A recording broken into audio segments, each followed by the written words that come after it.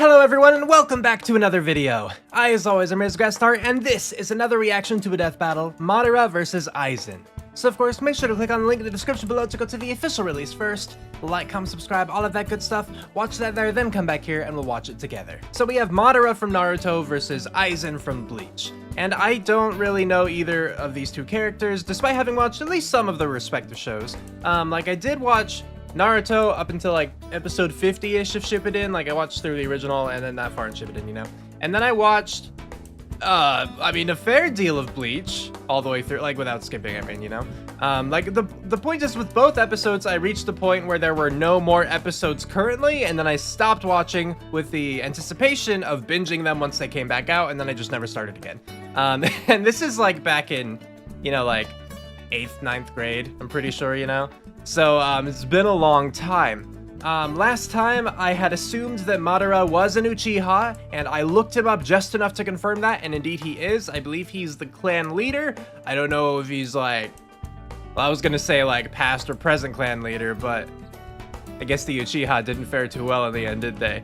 But being clan leader, I imagine he has Sharingan, and maybe a super powerful one. So we'll find out. As for Aizen on his end, I never watched far enough in Bleach, I don't recall at least, to the point where he was like the main bad guy, you know? Or like the active bad guy, I should say, you know? Like Ichigo was always fighting other people like Ulquiorra or whatever. In fact, like the stuff I remember most is the stuff earliest on, maybe the stuff I remember most, right? But you know, with like where he's not even fighting bad guys, he's fighting good guys, but he's a rebel. Cause, you know, but like fighting Kenpachi and like Byakuya and stuff like that. So I don't really know what Aizen's capable of, but I know that he is a later on villain, and so he must be fairly powerful if you're going to reserve him for, you know, like, not the end, right? But, well, I don't know, maybe he is the end boss. Who's to say? But yeah, the point of that is, I don't really know. As far as I'm aware, Bleach, like the world of Bleach starts out as more powerful, but then the world of Naruto, by the end of it, becomes more powerful. And that's not to say that everyone in the Narutoverse is more powerful than everyone in the Bleachverse. Like, I don't know where Madara stands and all that, but that's my understanding of just the general power levels of the worlds. So, that's really all I'm working with right now. So, with that, let's get to watching. So yes, here we go for another death battle, Madara versus Aizen. Take it away. Madara Uchiha, the legendary. He doesn't look the way I thought he did. I thought he had long black. He probably does have long black hair. That's like he's final form or something. We may dream of glory, but these two have the power to take it by force and claim a seat among the gods. They're the biggest, baddest anime bosses around, and not even death can stop them. Ghost versus zombie. Let's go. He's okay, fair. Boomstick. And it's our job to analyze their weapons. Well, is it ghosts just in the sense that they're Shinigami? Death battle. Or no? Like you see, did he die and come? I don't know how. I don't remember how it works. Countless dead. A plot to conquer the planets. Oh. The ninja world was was that the plot? Only one man like the reason why Itachi turned on them? From beyond the grave. The same man who orchestrated this war in the first place in order to end all wars forever. Oh. Madara Uchiha. From birth, war was the only thing the young Madara knew, and there was That's no a cool little ninja thing with the he liked manga panel. I like more that. than Hashirama Senju. They're basically ninja Romeo and Juliet. Belonging to opposing clans, Madara and Hashirama were forced to battle each other for years, all the while dreaming of a better future. Their bromance eventually overcame their clan's differences and the two groups merged, Nice. creating the village of Konoha. But Madara wasn't satisfied with Hashirama's dream of peace through cooperation. He desired an immortal peace through total domination. That never Everyone else thought works. that was crazy, so he bounced, and then he came back to wage war against the village he helped build. Well, that didn't last long, huh? Madara's megalomania was perhaps faded, considering he is in fact the reincarnation of the demigod Indra Otsutsuki and the inheritor of his immensely powerful chakra. I see. Basically physical and spiritual energy that makes ninja magic. Madara specializes in fire and wood style jutsus, which just seems irresponsible to put those together, like a gender reveal party waiting to happen. His word is especially impressive, considering it's the only style of elemental jutsu that can create life. Why are you looking at me like that? Madara Stop. can even use his Gunbai to absorb ninjutsu and return it right back to sender. You know you're a badass when you can take on armies with just a friggin' fan. Madara has torn apart hordes of ninja without breaking a sweat, taken a beating from every tailed beast at once, and even defeated the 5 Kage, some of the strongest shinobi in the world. Well The then. Raikages even stated to be fast enough to move at light speed. Wow. And even weaker ninja like Orochimaru have dodged literal photon beams. But Madara's greatest tool is the one born from his very bloodline, the Eternal Mangekyo Sharingan. Eternal These Mangekyo, magical oh. eyes massively enhance his perception down to the cellular level, Okay. allowing him to predict movements, see the flow of chakra, and summon the mighty perfect Susanoo. The Sharingan can also cast a genjutsu that'll trap anyone that looks at it in an illusion, and even break them out of those same illusions. In Sasuke's case, even ones as strong as Itachi Tsukuyomi, which can warp your perception of time. Itachi used it on a fellow Uchiha and made her live out her entire life in the span of 1/100th of 1/1000th of 1/1,000,000th of a second. And when she died in the illusion, she died for real. If What? Sasuke could break out of it, So she just Madara instantly could died? easily. And after grafting some of Hashirama's cells onto himself, he Would not always have a piece of his Romeo inside him. This is my ship, Wiz. Stop looking at me like that. He not only gained a healing factor strong enough to regenerate from having half his body vaporized, but also the terrifying Rinnegan. AKA the big chungus of all eye magic. The ringy eyes let Madara absorb chakra and ninjutsu, create invisible limbo clones, see and remove your soul from your body, Interesting. and summon giant-ass meteors, as if he needed any more fucking powers. While the Rinnegan lacks some of the Sharingan's unique abilities, he can switch between them at will. After tearing the ninja world a new asshole, Madara was finally defeated in a climactic battle for the ages by his BFF, and thus the life of a legendary shinobi came to an end in the arms of his one true love. Or did it? All right, this is gonna get pretty crazy. Okay. Just bear with me. I'm here. Fearing a defeat in battle, Madara set a time-delayed jutsu that would posthumously rewrite reality and bring him back to life. And it worked! Sure. So Madara tricked another Uchiha, Obito, into witnessing his best friend murdering his other best friend. Then he tasked Obito with manipulating the world into another war. Meanwhile, he gave his own Rinnegan to Nagato with the goal of getting it back after he was brought back to life the second time with the outer path because he died again. Make sense? No. Never work. You're right, it didn't! So Obito went out and got the Rinnegan back from Nagato's corpse, because he died. Then Obito brought Madara back to life, and he got his eyes back from Obito after some backstabbing. Then he sealed the awakened Ten Tails within himself in order to gain ultimate power and create the world's greatest nap time ever! Huh. Look what you people have done to him. You'd think Ten Tails Like, he power was would be excited, awesome. okay? Those stinky 8 balls of doom are so lame. Don't let their size fool you. These truth-seeking orbs are in another league. The Ten Tails is strong enough to wipe continents off the map, and the orbs can be shaped into weapons that will completely disintegrate anything they come into contact with. Oh. Not even ninja resurrected through Edo Tensei like Minato could regenerate limbs lost to the truth-seeking orbs, which means they had to erase his literal spirit itself. Huh. Madara's power was so insane, he was considered comparable to the original Sage of Six Paths, the dude who helped create the friggin' moon. And when Madara Interesting. created meteors, they were large enough to show up against the curvature of the Earth. Measuring their size and estimating the height at which Madara lifted them, they'd have to possess a potential energy of at least 372 petatons of TNT. He was even Okay. fast enough to keep up with There's a lot of 8-Base petatons. Guy, who kicked hard enough to bend space.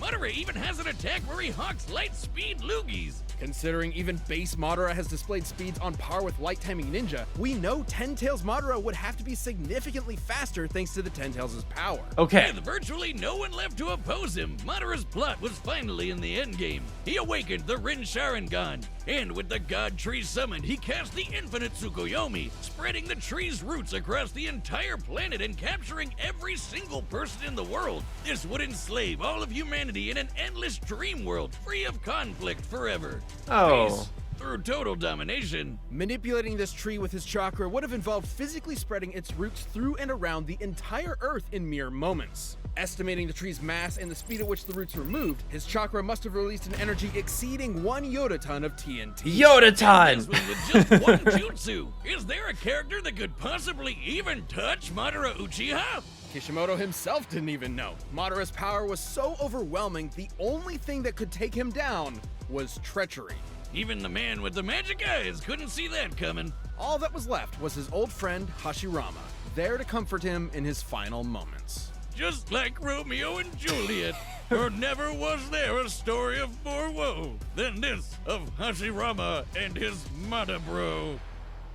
I'm sorry, Boomstick. Pentameter. Gaslight in here. Now the real fun begins. Well, there was Madara. Very powerful, if I do say so myself.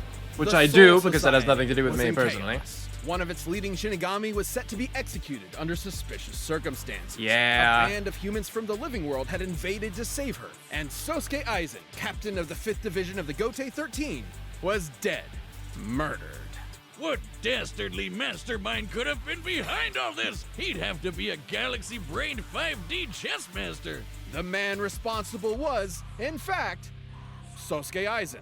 Yep. Was known about the man's past only that he isn't a man, a human man, but a soul reaper. Right. These Shinigami are spiritual beings who ferry lost souls to the afterlife and purify those who have turned evil in the living world. They're badass anime wizard Grim Reaper swordsmen. Yeah. No, Aizen himself was hardly Basically. that cool. I mean, just look at those glasses.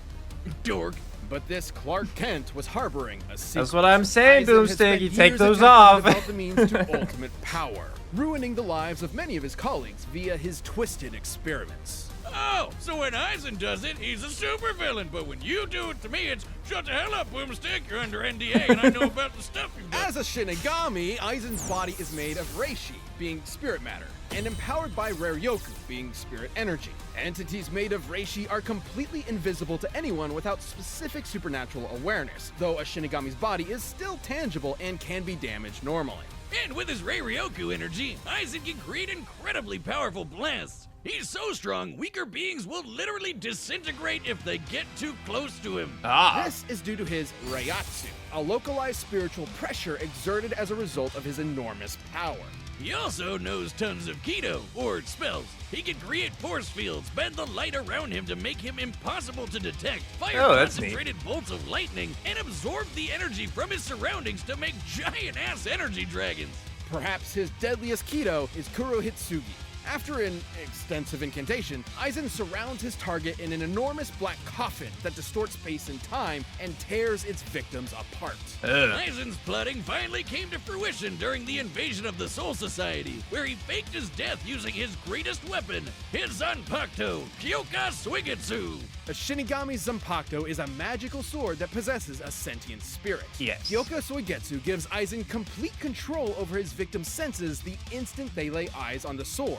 Oh. This complete hypnosis traps its victims in a nearly perfect illusion that Aizen can manipulate at will, making himself virtually immune to attacks while his opponents are sitting ducks. It's so strong that it kept a group of ex-Soul Reapers known as the Visored trapped for over 100 years without them even knowing it. It's one of the most broken powers ever and the definition of anime bullshit. Yeah, that's But fair. it was all worth it when he perfected his ultimate creation, the Hogyoku, an immensely powerful reality-warping device that, quote, materializes the user's wishes.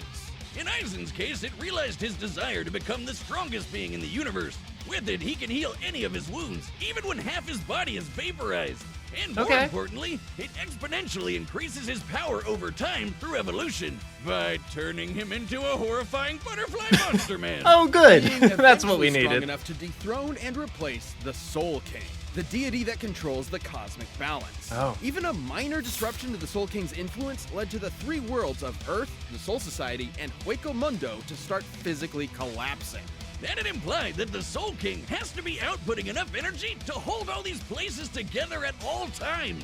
Considering each should be roughly the same size, this would require an energy of over 140 zetatons of TNT. Aizen is powerful enough to vaporize mountains as a side effect of a sword swing. His casual energy blasts can disintegrate huge chunks of the earth, and he can take on armies with just his Reiatsu alone. He even defeated the rest of the Gotei 13 without so much as breaking a sweat. So he should be way stronger than Soul Society heavy hitters like Kenpachi, who Right. sliced this 120-kilometer wide asteroid to pieces. That's roughly the width of Great Britain. An asteroid of this size would have to carry a kinetic energy of at least 44 petatons of TNT. And Aizen was so badass, he literally transcended other Shinigami in power. He was in a whole other dimension from the rest of them. Until he fought Ichigo Kurosaki. The battle we've all been waiting for. Way before this in the Soul Society arc, Ichigo was already as fast as lightning. And by this point, after all his power boosts, he'd even be faster than light. Hell, even weaker characters like this lady can dodge light beams. Though their fight was epic, Ichigo had transcended the Shinigami as well, and even Aizen himself. Feeding upon his insecurities, the Hogyoku abandoned Aizen, who was quickly defeated and so imprisoned rude. within the bottommost level of the Soul Society's prison. Aizen was left alone. His great power he sacrificed so much to achieve was gone forever. Or was it? Somehow he ended up getting even stronger than before. But what made him so strong? Could it be the chair? It's not the chair. What? It's it not- okay. could Not the chair. theoretically be due to the chair's restraints keeping his Reiatsu from properly releasing, building it up within him until he was stronger in base than he was at his previous max. Nah, it's definitely the chair. So you're just And, storing it up? Since the chair could still hold him after he got stronger, wouldn't that make it even stronger than him? Even stronger than the Soul King? All hail the mighty Chair-sama! It was like the most chair's not powerful fighting. king in all of Bleach. He even managed to hold his own against the Quincy warlord Yua, who absorbed the power of the Soul King himself. He even used Kyoka Suigetsu to trick him, and Yuha's a dude who can literally see every possible future all at the same time. All according to Keikaku, bitches! And after standing among the gods themselves, Aizen returned to captivity and pondered the meaning of his existence. Huh. Even trapped in a prison, sealed off in a different dimension with a 20,000-year sentence, he remains the most dangerous being in the world. Who knows what schemes are brewing behind those cold, calculating eyes? No compassion, no empathy, only the drive for power. No one has ever stood at the top. Neither you nor me. From now on, I alone will stand at the top. Okay, fair enough. All right, the combatants are set, and we've run the data through all possibilities. It's time for a death battle! And pause. Okay, so right now I'm thinking that Madara will win. I mean, like, don't get me wrong, Aizen was really powerful. And, you know, it's not that I don't think Aizen has some things going for him, too. Like, I'm not at all, like, this is completely one-sided right now. You know, maybe it is, but that's not how I'm thinking. But I just think that Madara will win. Madara seemed to have, in general, more powerful feats. You know, like, there was the faster than the speed of light, and then they mentioned, like, with the power of, like, the 10-tailed, whatever, right, beast, right? That he must be, like, even faster than that by now. And so it's like, yeah, he can spit the beam of light, like the laser beam, and sure, we could say that Aizen could dodge those, but Madara should also be able to dodge, like, what Aizen's capable of. I don't remember Aizen having a means to really see through other people's illusions, whereas I think with, you know, like, Madara's different kind of, like, you know, just eyes, right? I forget what, like, eye powers are called. You know, like, ninjutsu, genjutsu. There's one for eyes, right? But I forget what they're called. But with all of his different abilities there, I think that he would be able to see through illusions. I mean, I think too, just in part because, like, illusions are a much more common thing in the world of Naruto than they are in Bleach. And so, like, yeah, Aizen's really powerful and can cast super powerful illusions and whatnot, but Madara can also do that and probably goes up against a lot more people who frequently do that, and he has eyes that specifically can help, like, ward against that, like, falling for it. One of the things I am concerned about, so like this being in Aizen's favor, is I don't know how Madara would do against the instant hypnosis of Aizen's sword. Like, would that come into play? I don't know, because that's not really an illusion. That's hypnosis. That's different. And if all it takes for his sword to, like, hypnotize someone is for them to see it, well, Madara's bound to see it, you know? So, not sure about that. But I'm just gonna set that aside because, like, because if that's the case, then Aizen, I think, would win, you know? But it's just like that one factor. And so, since I don't know whether that's the case or not, I just have to put it over here, not think about it anymore. And if Aizen wins, I'm gonna assume it's because of that. one of the things that I think Madara could do, since he's clearly done it before, is just mess with time, like set a bit of a delay so that if things were to go wrong, he could just come back and be alive again. Like, because that's not, right? That's not an illusion that he has to like trick Aizen with. That's just something that he sets into play, like sets into motion, from what I was able to understand. Because like otherwise, none of the stuff that Wiz was talking about with his like whole bulletin board, like none of that would have worked. Because it's not like he was tricking just one person. It was like he was tricking reality itself. That's how it seemed to me. So, you know, and then we do have different feats, like, you know, they had Kenpachi with the asteroid, and they have Madara with his own meteors. Madara's was more powerful, but Kenpachi was also earlier on in Bleach, and so I imagine Aizen is like way more powerful. They have like the dude sitting on the chair balancing the stuff. I'm not entirely convinced that it'd take that energy to like hold the bout. I don't know, like I'm good to go with it, but it seems like there could be other explanations, so I would want that to be the explanation that was actually given in the story, and that they said that it can be assumed, and I don't like that assumption necessarily. But then we go back to like, you know, Madara, and Madara he was compared to someone who actually like created the moon, right? And so, you know, we're talking like it was really powerful. It was like Yoda tons worth for Madara to lift all those like meteors, right? But like, what if he constructed his own moon? That'd be a lot more powerful than some meteors. So I'm thinking that that's just a pretty powerful thing. And two, for him to like be able to move the roots of the tree all throughout the world, like as quickly as he did, like how much energy was that? No, that was a Zettaton, or was the Aizen one Zettaton? Either way, it was a lot of chakra. Another thing that Aizen has going for him, I will say, is that his Reiatsu, he's able to pull it from the world around him. Whereas Madara, you know, he has his own like internal well of chi. And so his energy is technically more limited, I would say, than Aizen's, from what I'm able to tell. But he seems to have just a big enough pool that I think that's okay. So, yeah. I mean, it seems overall that Madara is more versatile and just more tricky, you know, with what he can do with his stuff. You know, he's able to see things, you know, at the cellular level, which helps him to predict. And along with that, he's also able to move super duper fast, right?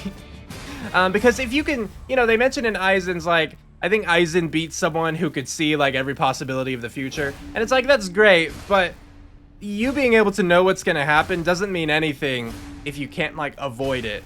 But also, if he saw every possibility of the future and just none of those possibilities were him living, then, like, why would you, right? Yeah, cool, I'm totally gonna try to live now that I've seen that there's no way that I can do that. And I don't know. I still have a lot of questions about how specific things work. But from what I can tell, Madara's more versatile. It seems to me like he's more powerful, at least on the things that I can, like the feats that I can easily say, like, yeah, no, that makes sense for him, you know, whereas with Aizen's I might question a couple of the, you know, a couple bits of validity here and there. So, yeah, still worried about Aizen's hypnosis, but Madara's going to win this one, and play.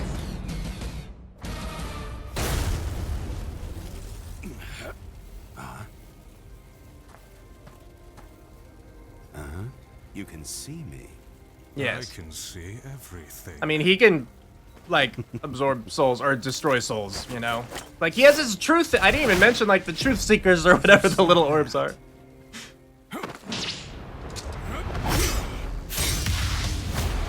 I also did remember Madara can absorb energy, but I didn't know if it would be the same between, like, Reiatsu and Chi, so I didn't, yeah.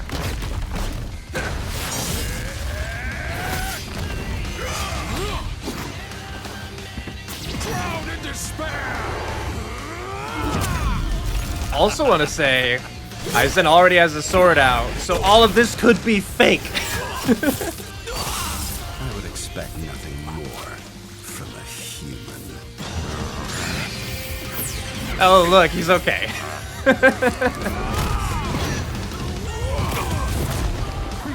Mere parlor tricks. Don't get so full of yourself. Oh, he's a butterfly. He looks great.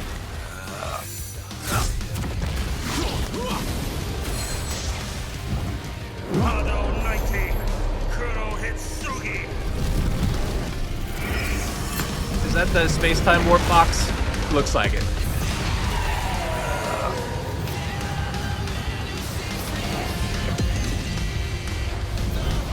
Oh, look, he's a zombie. One would assume.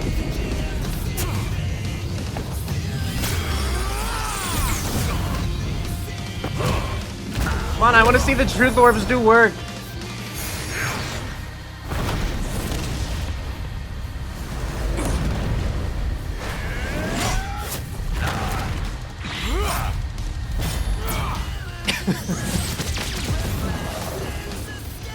I like so early on he like diced Madara up, and since then they've just been like deflecting each other's blows.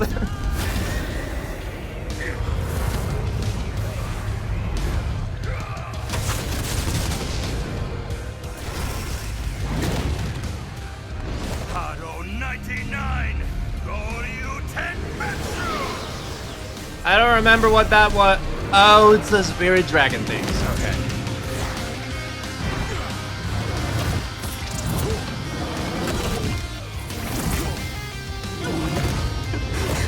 I like when they just launch down on him. I love it. The thrill of battle, the pounding of my heart, the taste of my own blood. I love it! Right, calm down, please. There are children watching.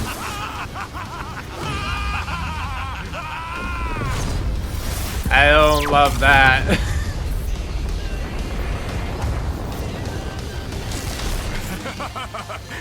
Oh, so I guess Madara loses. Bastard. Nothing escapes my illusions, human. Know your place. I'm curious to hear the conclusion now.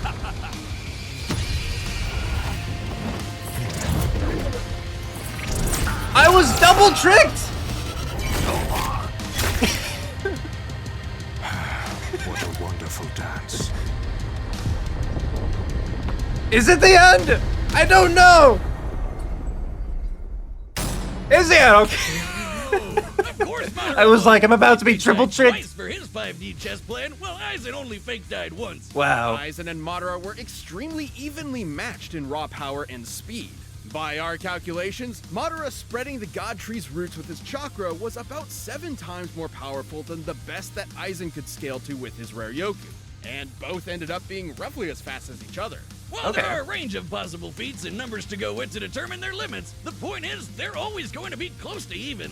Which means the main thing that mattered here were their powers and how they countered each other. Right. Madara's enormous variety of abilities eventually overwhelmed Aizen. While Soul Reapers like Aizen may be invisible to regular people, the Rinnegan allowed Madara to see invisible spiritual beings like his own Limbo clones. Hell, the Rinnegan lets you see and remove human souls. Yeah. That's exactly what a Soul Reaper is. Both chakra and rare Yoku utilized spirit energy and operated in similar ways, being formed into attacks like ninjutsu and kido. That meant that Madara's ability to absorb ninjutsu Okay. allowed him to nullify the vast majority of Aizen's range attacks and Cool. even dispel his force fields. And despite how OP Aizen's complete hypnosis was, Sharingan users can break out of illusions no sweat, even ones as powerful as Itachi's Tsukuyomi. And since Madara can switch between the Rinnegan and the Sharingan at will, he'd be able to break out of an illusion anytime he wanted. I guess I Aizen's consider illusions are hypnosis nearly and perfect, illusions to be but different fellow things. Captain Unohana was able to subconsciously notice its flaws. With an eye as perceptive as the Sharingan, which can spot imperfections in genjutsus all the time, it was only inevitable that Madara would be able to quickly break out.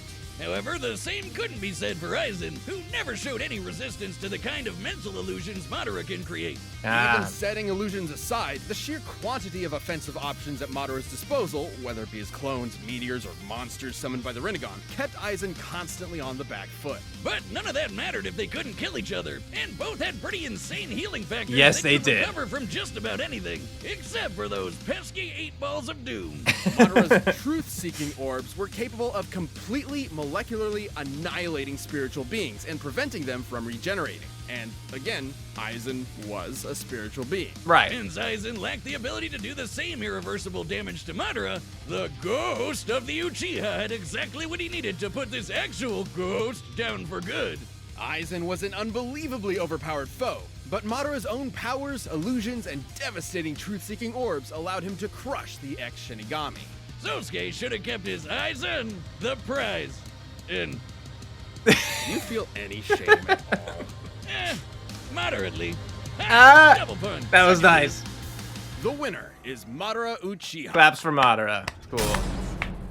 All right. Thank you for watching this episode of Death Battle. You're If welcome, looking to Ben. Get some merch for the holidays. We've got a bunch of great new items from Death Battle and Rooster Teeth. From hoodies to t-shirts to socks to beer steins. Nice. Click that box and start shopping now. All right, next time on Death Battle, we have... Yep, this is it. One Punch Man versus Popeye. Or Saitama, you know. I know, but he's One Punch Man. He's One Punch Man. Or actually, I don't know. Maybe in the show, he's actually called Saitama, and that's it. Like, I know that's his name, but I just realized, like, maybe One Punch Man is just the name of the anime and has nothing, like, in-world.